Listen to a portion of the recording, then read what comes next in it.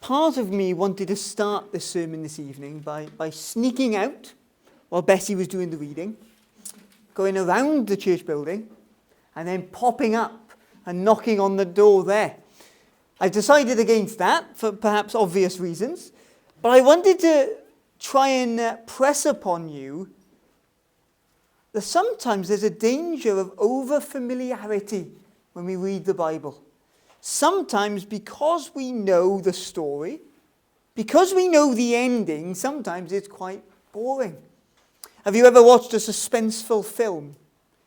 And then you've rewatched it and you've thought, it's not really that good. Because I know the ending, it takes away the emotional impact. Friends, sometimes we read Scripture and we forget how truly shocking this can be. Some of you are old enough to be of a certain age where you might have gone to see Star Wars in the cinema. I can only dream to have lived through such a glorious time. But you went and you saw Star Wars, and I wonder how many of you were completely shocked by that great twist. Where Darth Vader, apologies if you haven't seen it, but it's been out long enough by now, isn't it? But when Darth Vader reveals his true identity, he says, Luke says, "You've killed my father," and he says, "No, I am your father." And that was a moment that people walked out of the cinema going, is it true? Is he lying? Are you And apparently for days afterwards, there were still people completely shocked by this reveal. Maybe you're into detective novels where whoever it is, Jessica Fletcher or Poirot, they'll bring people into a room, and one by one they'll go through all of the characters' motives, and then right at the end they will reveal everything. They'll lay everything they'll bring everything into the light. What was once hidden, what was once covered up, what was once a secret is now open for everyone to see. Friends, I do not think that there are more shocking words in the life of Joseph's brothers than these three glorious words that would have changed their life. Three words that transformed the way they thought about themselves, the way they think about the future. The three words I think have transformed their life. Their entire worldview is, I am Joseph.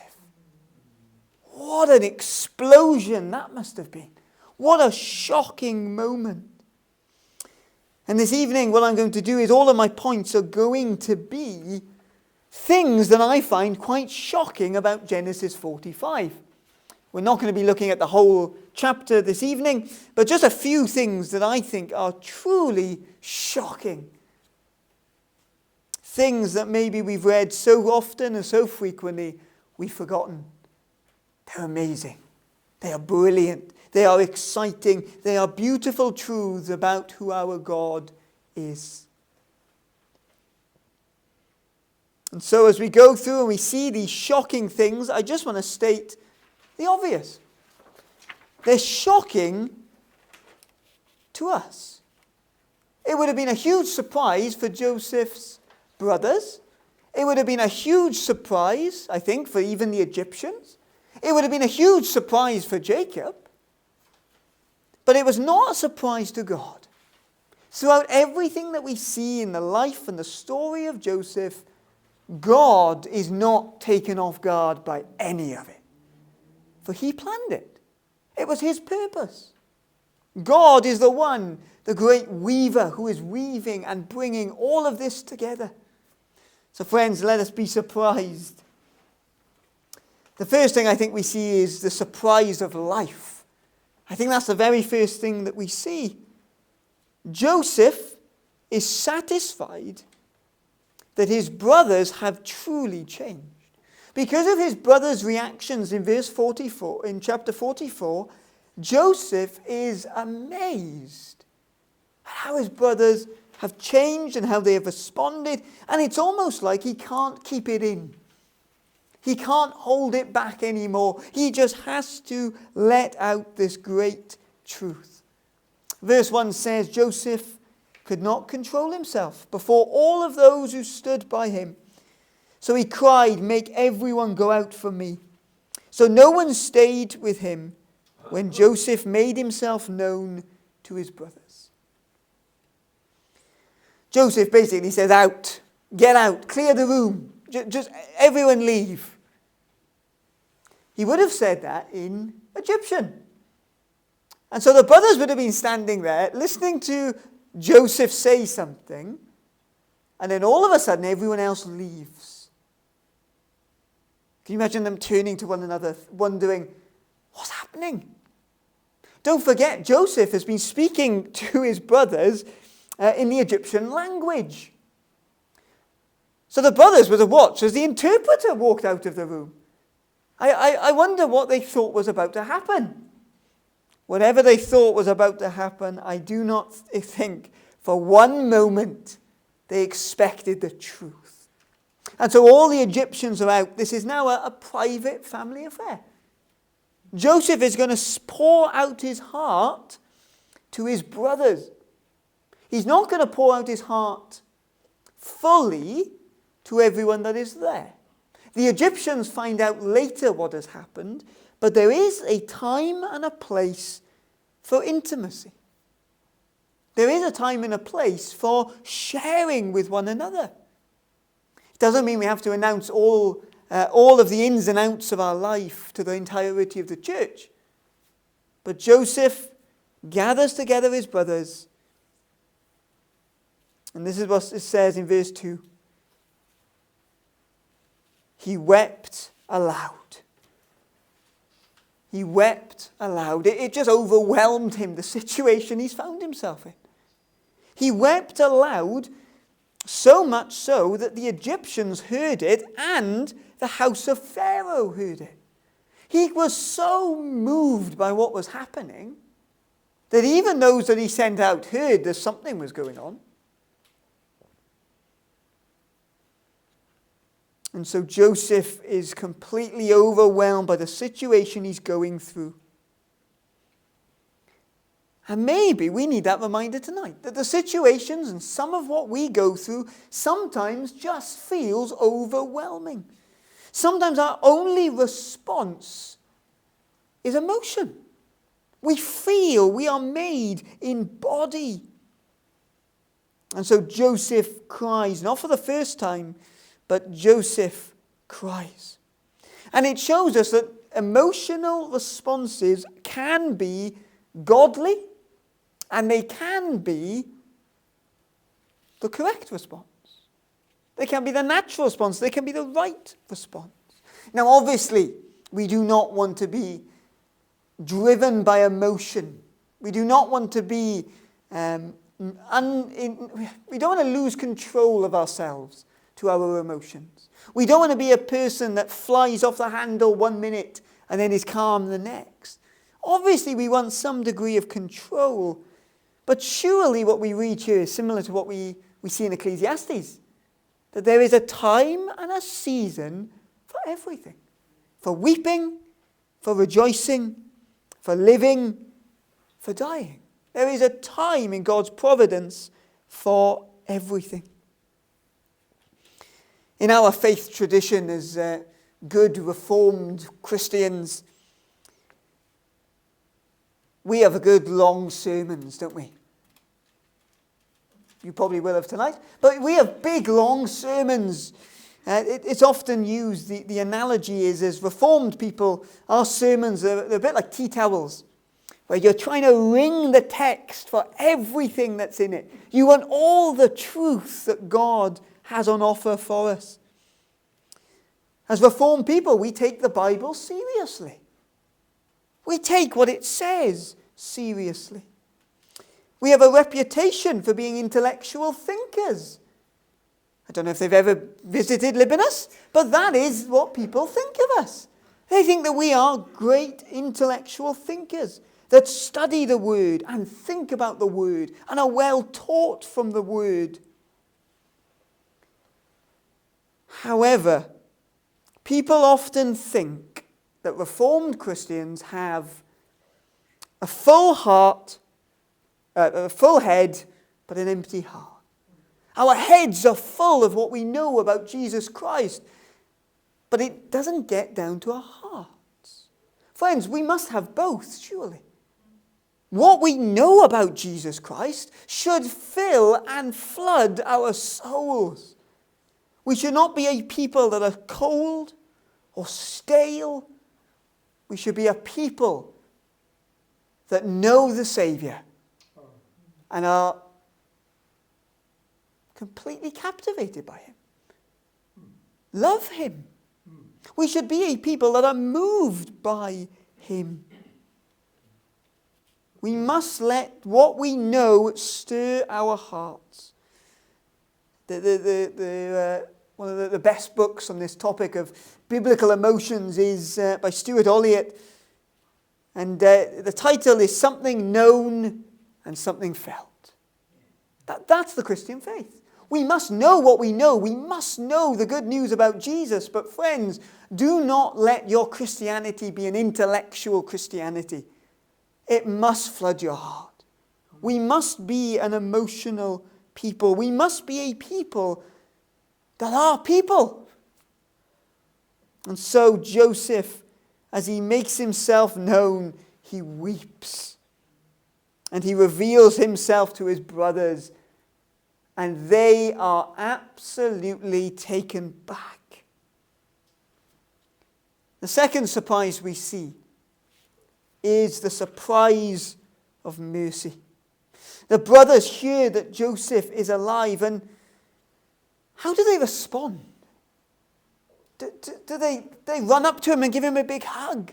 Do they sing? Do they rejoice? Verse 3 says, "And Joseph said to his brothers, 'I am Joseph. Is my father still alive?' But his brothers could not answer him, for they were dismayed at his presence." His brothers can't even speak. That's how fearful they are. That's how worried they are. That's how overwhelmed they are. Genesis 45 is a very emotional chapter. From Joseph to his brothers, they are absolutely crushed. It's a negative emotion. Their brother is alive, and they go, "Oh no." Words cannot come out. Why do the brothers feel like this? Well, Joseph is the living personification of their greatest sin. For over 20 years, they'd kept Joseph a secret. They knew what they'd done to him, but no one else did. Now it ate them up, and they felt guilty about it, but never enough to confess it to anyone. And now the man whom they have so badly, horribly, disgustingly sinned against stands before them. The man that they have wronged is standing right in front of them. Have you ever been in that situation when you're saying something about somebody you probably shouldn't say, and you know you probably shouldn't say it because of how you feel when you turn round and see that they're behind you? In school, there's always one boy that was talking about the teacher, and then the teacher quietly walks up behind him and just stands there. Have you been in that situation where your heart goes, oh? Friends, Joseph's brothers look at Joseph, and what they see is what they did to him. What they see is their sin. Joseph being alive exposes their sin. And they are dismayed, and they are broken. The other reason why I think they are so dismayed is because Joseph has a position of power. They deserve judgment. Joseph would be very perfectly within his rights to press charges, to seize them, to arrest them. Maybe the brothers are so dismayed because seeing Joseph, it reminds them of what they deserve. They're not scared of Joseph because Joseph is a bad man. They're scared of Joseph because deep down they know that they deserve the judgment. They know they deserve it. And this is the response of Joseph. Verse 4. Joseph said to his brothers, "Come near. Come near to me, please." And so they came near.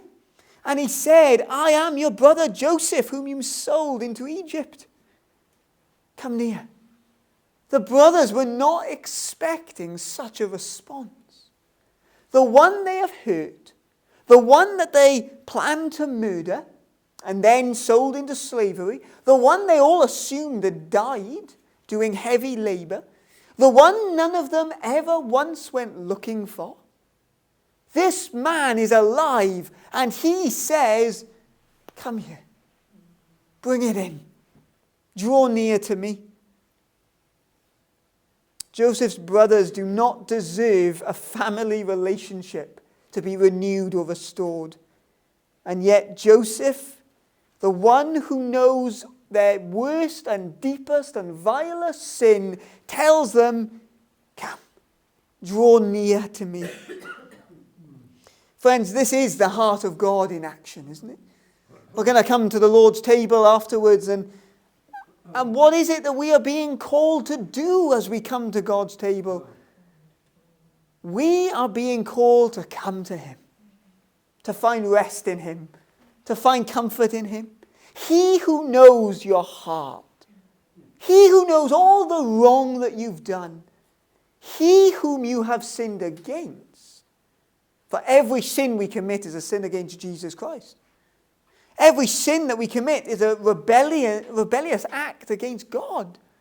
And this God to whom we are rebelling against, He says, "Come. Come. Join with me. Partake in my table. Eat of my body and my blood," and these symbols that represent what I'm doing. He says, "Come to me." Jesus said it himself, didn't he?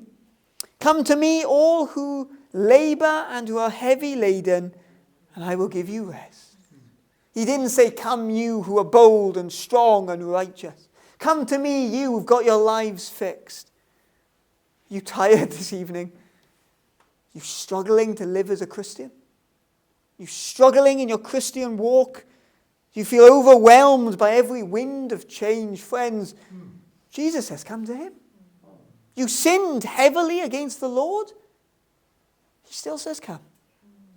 The heart of God welcomes us near.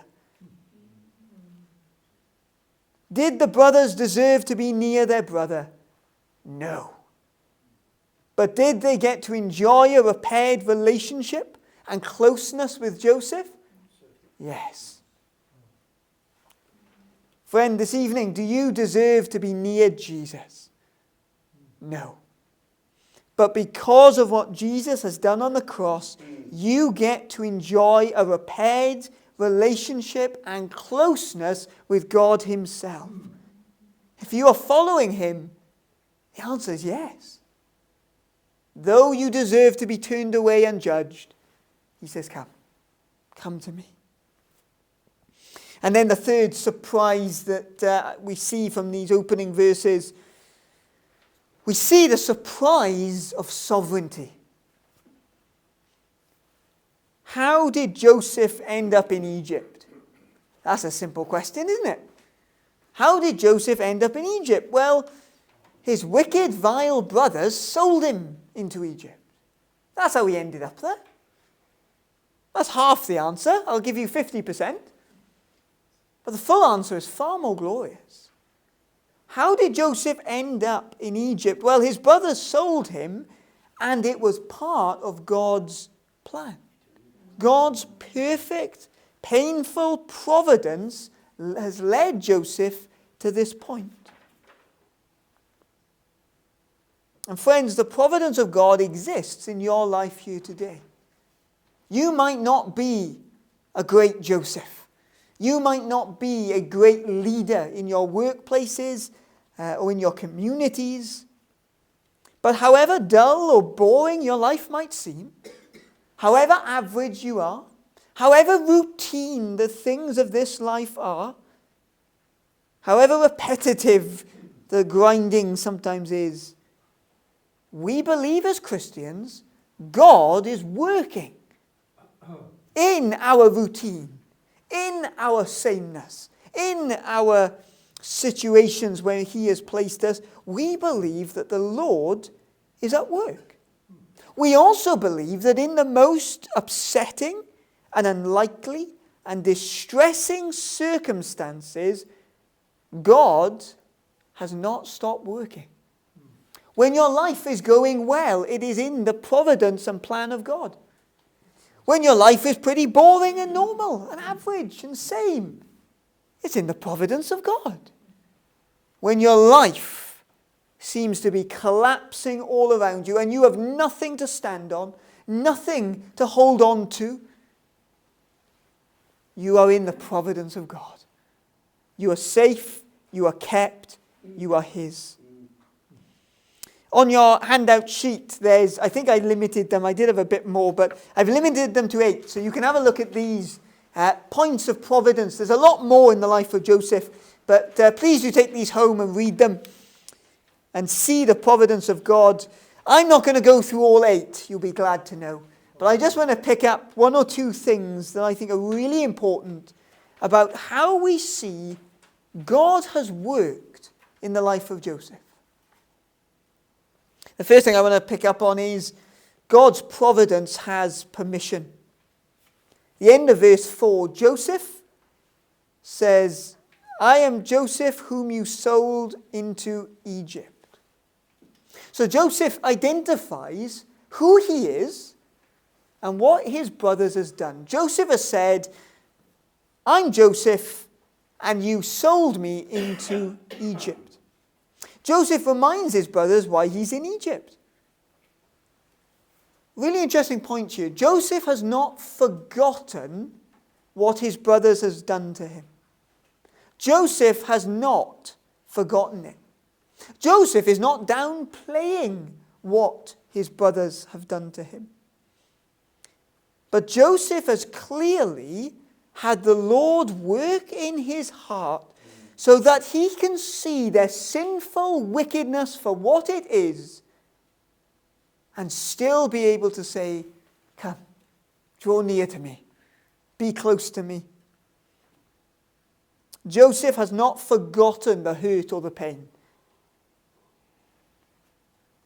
However, Joseph does also acknowledge, as much as he acknowledges the sin of the brothers, he also acknowledges the sovereignty of his God. We see that clearly in verse 5.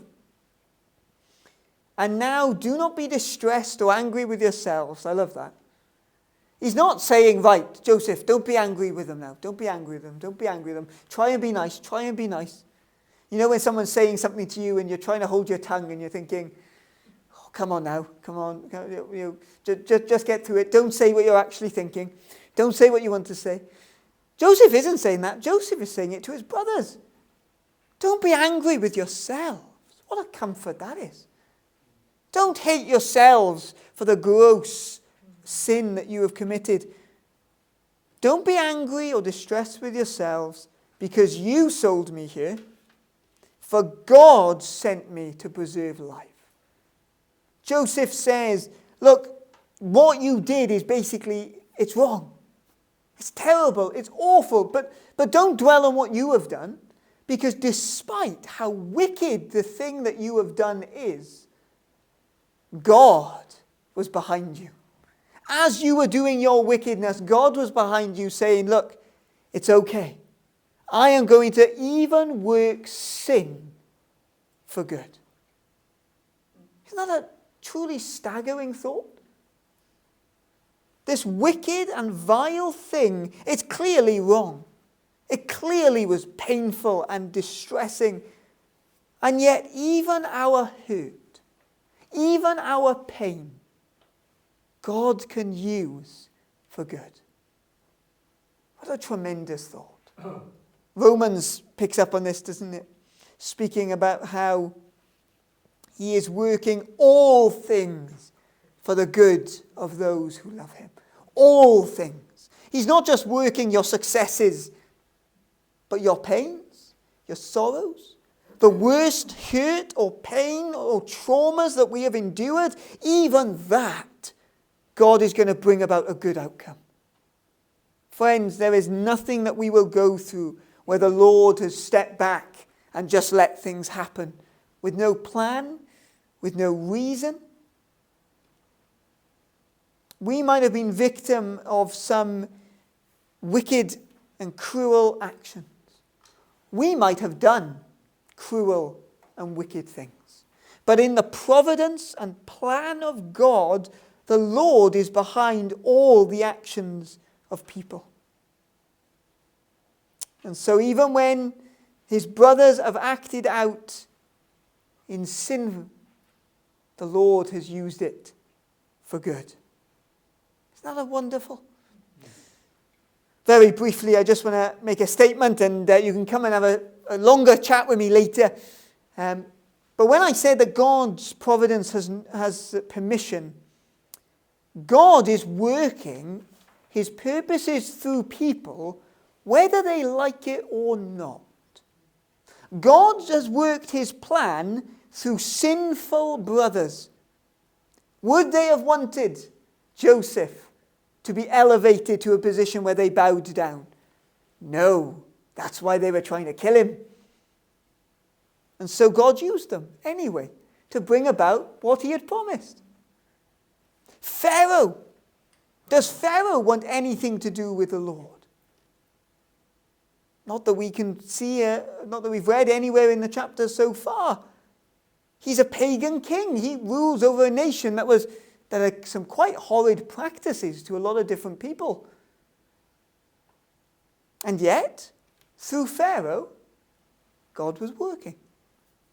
You see, friends, God was at work through those who should have been part of God's people and those who were outside of God's family. Both of them were doing things, and God was working.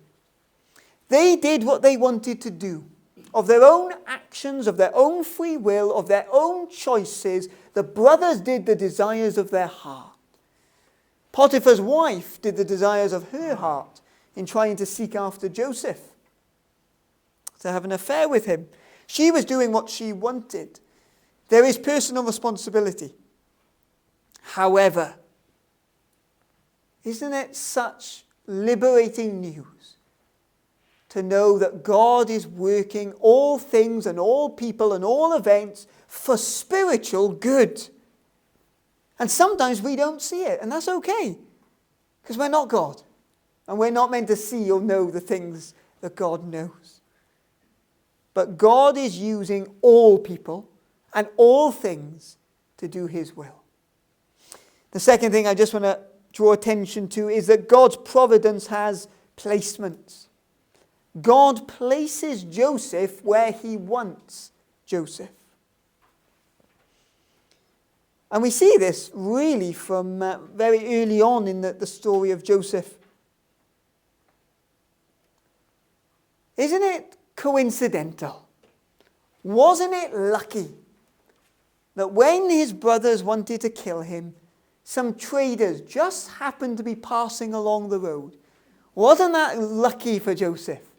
What a lucky, he'd be dead otherwise, wouldn't he? God placed at the right time, at the exact moment that he wanted, he placed these traders by the pit.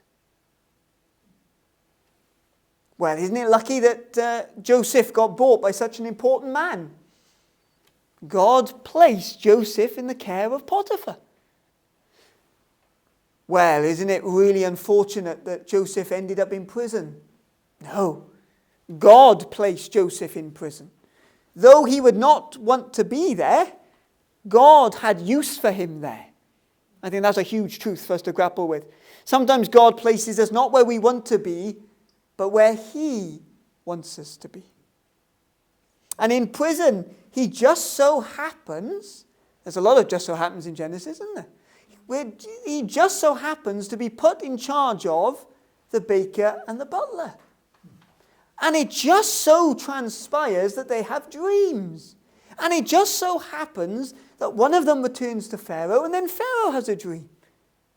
And that because the butler is now with Pharaoh, it just so happens that he could share. And then it just so happens that Pharaoh appoints Joseph to be prime minister. Friends, we do not believe in coincidence, and quite often I think coincidence and luck is sometimes more unbelievable than faith in our God. Our God is at work, and he has placed you where he has placed you, and he will work through wherever God has you. Isn't that an encouragement? That he has us where he wants us. Verse 8, Joseph makes it very clear. He has made me a father to Pharaoh, and lord of all of his house, and ruler over all the land. God puts Joseph where he wants him. And then the final thing I want us to bring this evening is God's providence has purpose. God is not working things out for kicks, for his own enjoyment. God is not placing you in difficult situations out of some form of punishment or sadisticness. We do not believe that God is just allowing random events to take place in your life. We believe in something far greater and far grander. We believe that God's providence is working towards something glorious, something beautiful, something grand. And for us as Christians, we know where we ultimately end up, don't we? With him, in the glories of heaven, being welcomed to him. Verse 5 and verse 7 say, God sent me before you to preserve life. Verse 7 says, God sent me before you to preserve for you a remnant on earth, and to keep alive many survivors. Joseph has come to the place now where he realizes this is what it's all been for. This is why I endured such hurt and abandonment and suffering. Joseph comes to the realization God's done it for a reason. And friends, I've got to be incredibly honest with you. Sometimes you might never find out the reason behind God's purpose or God's plan. There are some things that we might endure in life, and even to the grave, we might be wondering, Lord, why? How can good ever come out of the hurt that this person left me with? How can good ever come out of bereavement and death? How can hurt ever come out of me failing in such a way? And friends, in times like this, I want to encourage you and remind you that even through the most painful and vile and greatest of difficulties, God still has a plan for you. God still has a purpose for you. God is still working all things to good. Even when we are in the darkest moments of God's providence, his providence is perfect. And he knows what he's doing. There's a lot more on the sheet, but I want to end with this. Stuart Olliott uses these quite emotive language. And if you don't like this picture, well, take it up with Stuart. But I think it's incredibly helpful at understanding the providence of God. Stuart Olliott once said that the very worst sin that has ever been committed was the murder of the Son of God. The very best thing that has ever happened on this planet was the death of the Son of God.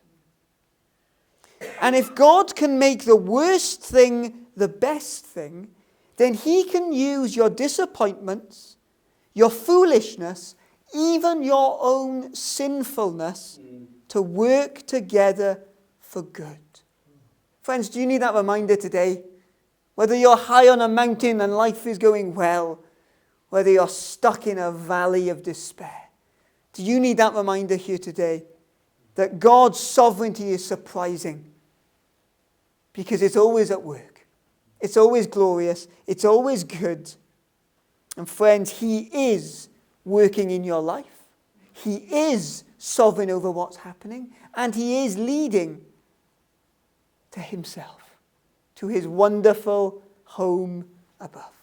Friends, do you know and realize today that the Lord is at work through your life?